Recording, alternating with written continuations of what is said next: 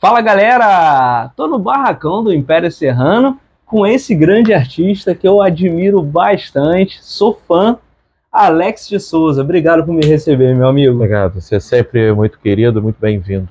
Olha, é difícil de falar a emoção que eu tô sentindo nesse momento, porque eu tô bem impactado, galera. Bem impactado de verdade.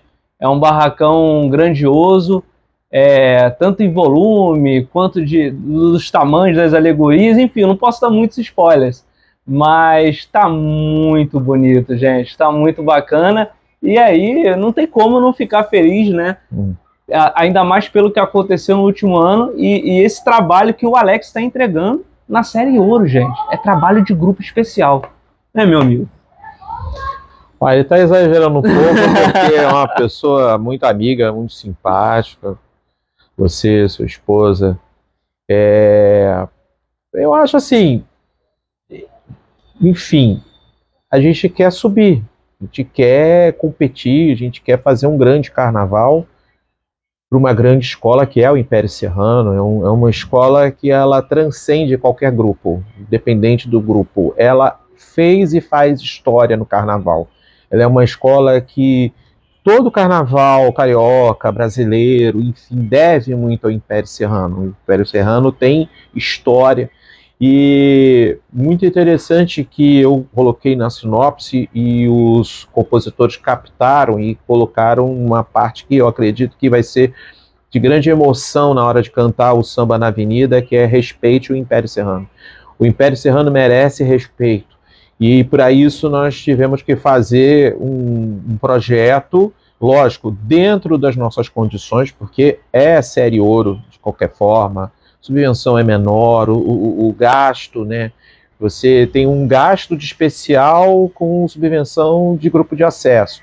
Então a gente adapta coisas, tem que usar a imaginação para poder fazer algo grande, né, em volume, fazer um trabalho, principalmente esse ano, de cor, porque a cor é um luxo, como diria a Maria Augusta, sabe? A cor é uma coisa que impacta, que chama a atenção. E o querido Maxi Lopes também falava muito sobre a cor. E é um enredo muito alegre, muito colorido, porque representa as cores dos orixás. E com isso a gente pretende encerrar na manhã de domingo, né, do desfile de sábado, dia 10, com uma escola colorida, viva, alegre, que tenha um grande impacto, além do visual no seu samba, na bateria, o canto da escola, a força que a escola tem, sua tradição, mas assim um desfile que é para acordar as pessoas, assim, para ninguém pensar em cochilar na hora do Império, porque vai ter aquele impacto com o que vai ver e vai ouvir. E pedir a Deus para que tudo dê certo, tudo corra muito bem, que a gente tenha a colocação que a gente quer e merece. E Império trazendo a história dos orixás, galera.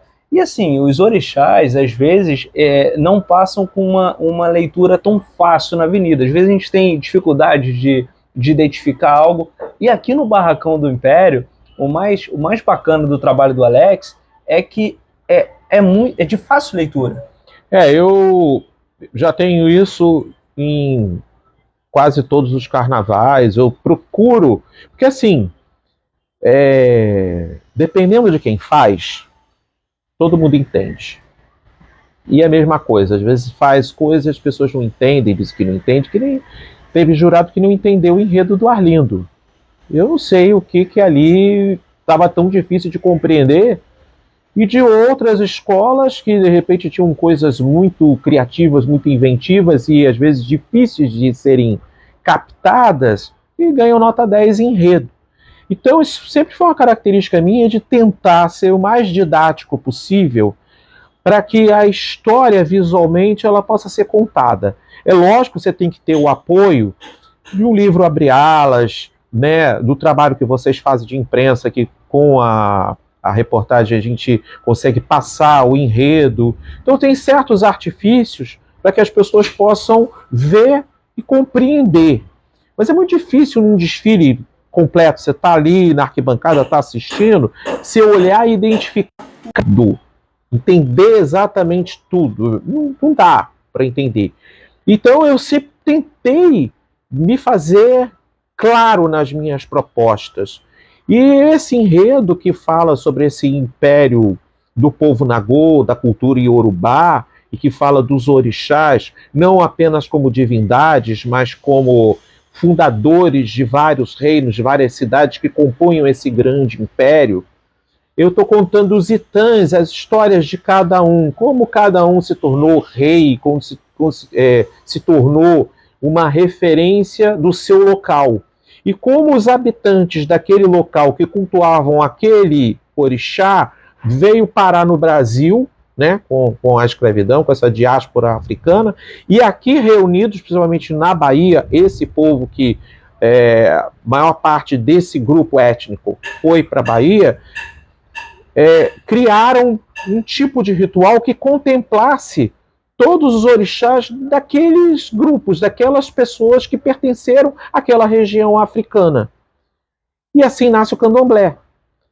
Então, é um enredo que não foca exatamente assim, é um enredo sobre o candomblé, mas, de fato, ele mostra como nasce o candomblé, e o meu objetivo é apresentar os orixás de uma maneira não apenas mística, como sempre são apresentados nos carnavais, e numa sequência como no ritual do xirê. Se apresenta e, lógico, você tem a imagem de santo, é uma criação, é uma estilização, utilizando das cores e alguns elementos, e a gente explica no livro Abre Alas, e lógico que vai estar à disposição da imprensa em breve, a história de cada um. Então isso eu acho interessante, porque eu já tinha feito em 2019 um enredo sobre Xangô, e aí eu aprendi muito sobre a história de Xangô. E Xangô teria sido um homem que foi rei, o quarto rei da cidade dele, do território dele, que ele chama de Alafim de Oió, que é o senhor do palácio. Ele foi o quarto Alafim de Oió. E aí eu aprendi muito sobre Xangô. E agora eu aprendi muito sobre os demais. Com um adendo interessante, que é o seguinte: no Brasil, o que recebeu dessas pessoas que vieram dessas regiões, que hoje compõem Nigéria, Togo, Daomé, o que veio para o Brasil não é nem, sei lá, quantos por cento de todos aqueles que eram cultuados lá. O que é cultuado aqui foram os que vieram trazidos para cá. E muitas tradições lá se perderam. Então aqui é cultuado coisas que eram cultuadas há milênios lá. E que com toda a colonização que aconteceu lá na África, muita coisa se perdeu. Muita coisa se perdeu. Muitos passaram a se tornar cristãos, muçulmanos, e aí essas tradições foram se perdendo com o tempo, e aí é uma coisa muito cultuada no Brasil, e os orixás em si, que são as divindades, se popularizaram no Brasil todo mundo já ouviu falar no nome dos orixás, mais do que os inquices do povo banto, mais do que os voduns, né, de Daomé, e em Cuba, através da santeria, que corresponde mais ou menos ao nosso candomblé, que o candomblé é brasileiro. Trabalho de pesquisa, né, é nítido que foi muito bem feito. E aí, falando um pouquinho do trabalho de pesquisa, você talvez tenha descoberto muita coisa bacana, né? Então, de tudo isso, como eu acabei falando agora, sobre a história de cada um, os itãs, né, e como surgiu o candomblé lá na Barroquinha, na cidade de Salvador, né, com as 3 princesas de Oió, que o Joãozinho 30 tinha feito em 78, a criação do mundo na tradição Nagô, que ele fala das 3 princesas africanas, Yakalá, Yadetá e Anassô. Então elas é que realmente criaram essa ligação, esse religar dessas pessoas cada uma vinha de um lugar, mas que pertencia a uma mesma cultura, a formar um tipo de culto para que contemplasse todos os orixás daquelas pessoas. Então, isso tem muito a ver com... Porque na história 78 do João, conta como os nagôs, né, os iorubás, eles... Qual é a criação do mundo na cabeça dele? Como que o mundo se criou, né? O meu já fala sobre cada orixá, sobre o território que cada um ocupava e o grau de importância que eles tinham naquele lugar onde eles surgiram, né? E que aí mistura um pouco de tudo, mistura uma coisa mitológica, fantasiosa, divinal, né? Uma coisa mística e possivelmente algo de fato histórico. Mas como são culturas ágrafas, elas não têm letra, não tem a linguagem verbal, escrita, então você não tem esses registros, os registros são passados de pai para filho. E aí chegam até os dias de hoje. Aula, galera, aula, grande enredo do Império Serrano e grande plástica também. Ó, o Alex falou que eu exagerei um pouquinho, não exagerei não, tá muito foda, galera.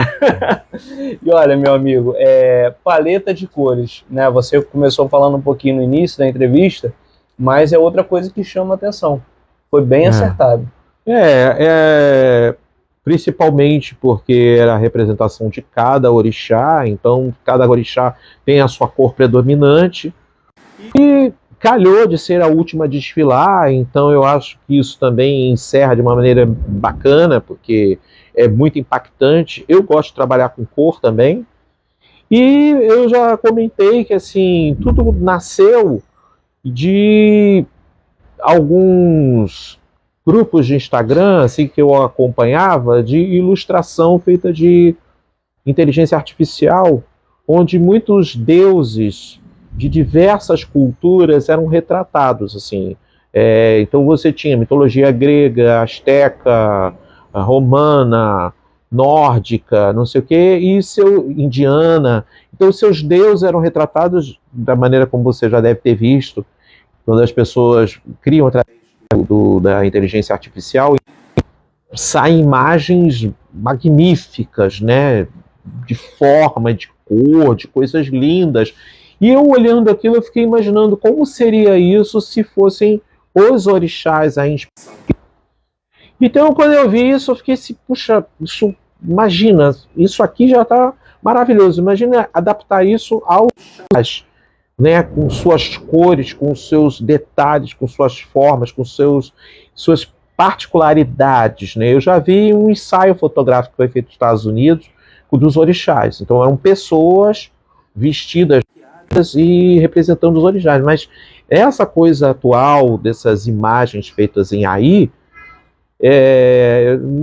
não teve isso. Então é quase que assim, para mim é uma grande inspiração fazer uma coisa bonita, colorida, quase como se fosse uma coisa meio universo Marvel, sabe, de super-heróis. Você imagina, só faltava isso, né? Porque você tem Yansan com seus raios, e Xangô com seu trovão, e cada orixá com seus poderes e cores e tal. Então, é uma coisa que...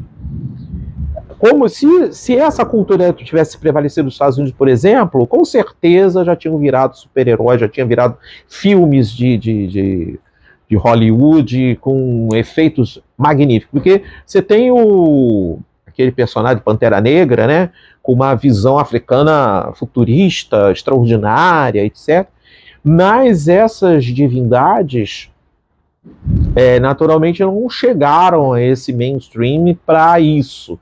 Então é meio que o papel nosso do carnaval carioca de trazer essa cultura e dar uma magnificência a essas figuras que você está contando história, está sendo respeitoso em relação à religião e trazendo formas e cores e movimentos e criatividade para encantar através disso, que é um pouco a origem também do carnaval, do carnaval não, do samba, da escola de samba, que é o candomblé e toda a mística dos seus divindades. Sempre aprendo muito com o Alex, gente. E para a gente terminar, né, não pode faltar aquela pergunta que eu faço para todos os artistas: qual a alegoria que você acha que vai impactar mais? Antes de você responder, amigo, do Império, eu acho que ele vai ter muita dificuldade, gente, porque eu não saberia falar, tá? Essa não. Eu acho que eu espero ter uma abertura fantástica, porque nós temos, né, uma alegoria de comissão de frente e temos um tripé que antecede o abre-alas e o abre-alas. Então, isso cria uma espécie de um curso, né, de carros alegóricos com cores marcantes, vibrantes, contrastantes. Eu espero que essa abertura seja incrível, né? E o carro de Oxumaré, que eu acho que, se Deus quiser, vai fazer um belíssimo efeito na hora do desfile, né? É isso aí, gente. Obrigado, meu amigo. Valeu. Obrigado E olha, pela visita. Aguardem o Império Serrano, respeitem o Império Serrano. Vamos seguir o canal, compartilhar esse vídeo, essa entrevista com esse artista incrível para outras pessoas também, galera. Valeu? Eu acho assim,